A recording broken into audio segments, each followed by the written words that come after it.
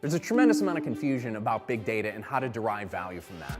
We see the ability, and as an industry, that there's a tremendous amount that can be done with it, but we're now in the process of trying to figure that out. And we're going to look at how to take analytics, real-time analytics, and decision-making, roll it all into one, and optimize value within the organization. So if you look at data less in the context of it sits in an individual bucket and we'll go do things with it, and you think of it more existing along a timeline of life, then what we have is we'll start to build out, and I'll explain this a little bit more detailed, we start to see context. And when we look at that context of the data, it makes far more sense.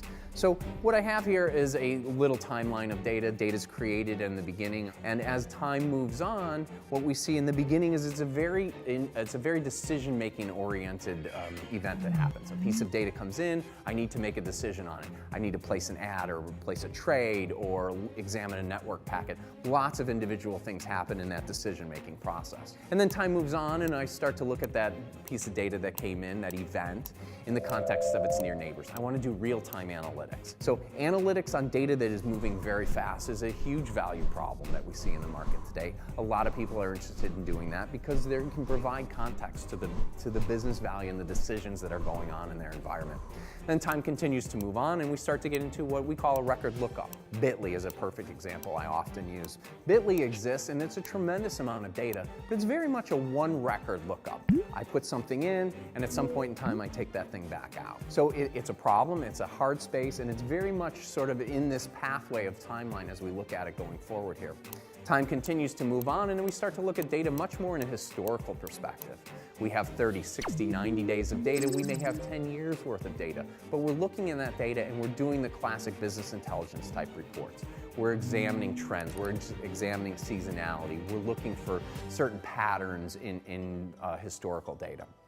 And then we move on even further and we get into a new area now where we're starting to see some very, very clever things going on and a lot of excitement, and that's in exploratory analytics. So whereas in reports we know what we're looking at, we've kind of defined the reports ahead of time, exploratory analytics is more about finding things that I don't really know. What might be there? Fraud detection patterns are a great example there. If transaction A, B, C, D come in, there's an 80% likelihood that E is a fraudulent transaction. That's the kind of things we're doing in exploratory data. So now that we have a context where we really have data existing along a timeline, from its creation to real-time analytics to looking up individual records to historical business intelligence type reports to exploratory, what became very interesting was that we added a value of data axis to this graph. And it became a really interesting exercise. So we started to look at how the value of data changed over time. The course of this timeline from transaction to exploratory, the value of data shifts in very dramatic ways. So what we realized was, and let's look at an example here, as data starts, it's created. Use an example, I buy an iPad, and I go down to the Cambridge store and I buy an iPad. That data, when it's created, the moment I swipe that credit card transaction, that data is of its utmost value at that individual item level. So I swipe that card, it's important to Apple, to me, to credit card companies, to authorization companies, to fraud detection companies. Everybody's looking at that transaction, and in its single entity, it is of its piece of highest value. But as time moves on, the value of that individual data item starts to decline. I look at it in the context of its near neighbors. It might be an inventory situation. The iPads there's 12 of them now instead of 13 because I bought one, and somebody who's looking at that inventory will now see something different. And then it continues to move on until the point where several months down the road, nobody cares that I bought an iPad at the Cambridge store. What they do care about is looking at my data aggregated with everybody else's data. So if there's 100,000 people that are looking at and purchasing iPads, what can they derive from the knowledge that I bought an iPad in my subsequent purchases to determine how better to upsell or to sell more information, more capabilities, more products to that same customer? So what we now see is the value in the aggregate of data rising. So we have these two intersection points where the value of data lives along these two curves, and it has very interesting characteristics. And the thing that became the real moment of enlightenment to us was when we looked at these and we said, well, in this new world of big data, where things are no longer small, simple, and slow, now they're fast, they're complex, and they're very large, the traditional database no longer solves those problems. The purpose of building databases today is to solve very specific areas along these value axes. And we see that. We see the Hadoop infrastructure plays. They're solving a lot of the exploratory problems. There's a number of very interesting technologies there.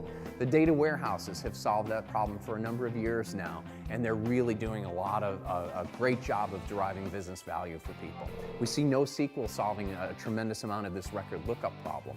And then we move into the velocity side, and that's of particular interest to me at VoltDB because we think that there's a tremendous amount of value to be had there. And that value is all around making decisions faster, making them in real time, and making them more informed. So as we start to look at this particular value axis of data as it's changing over time, we see the technologies overlaying into there and actually some fairly nice buckets. So now we can make some context out of this and see, based on what do I need to accomplish as a customer, where to use them, and at least what buckets to look at for technology solutions. That's where we're at today, and I think it gets very exciting, and even more exciting actually, when we start to look at where we're going to be in the next 3 to 5 years. And what we're doing, what we're seeing as an industry, is we're seeing the ability to take knowledge from each one of those analytics steps, right? The only reason you do analytics ever is to make better decisions. And the question is when should you make those decisions? So what we're seeing, which is really exciting, is the ability to take that data from each step within the analytics systems and feed it back into the real-time decision-making process. And what we have then is we have a system that's getting more intelligent on its own.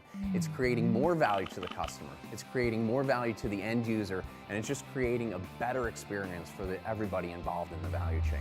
That's the point at which we start to see the world evolving into this decision-making process where data truly is being used from its oldest state to its newest state to make decisions for organizations in real time. And at VoltDB, that's what we do, is figure out how to optimize the business value around big data applications with velocity and real-time analytics.